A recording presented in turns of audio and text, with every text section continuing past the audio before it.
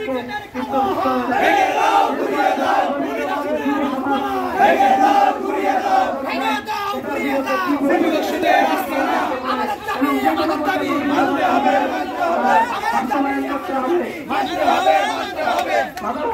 নিয়মিত মিটিং সমাবেশ মানববন্ধন সহ মন্থন মিটিং মূলত এটার ধারাবাহিক প্রতিক্রিয়া।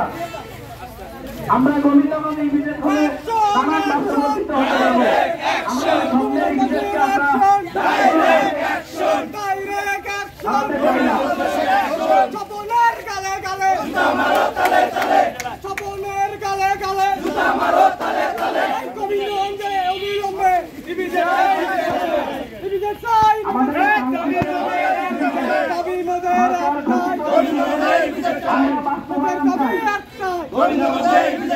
গোবিন্দগঞ্জে বিচার চাই।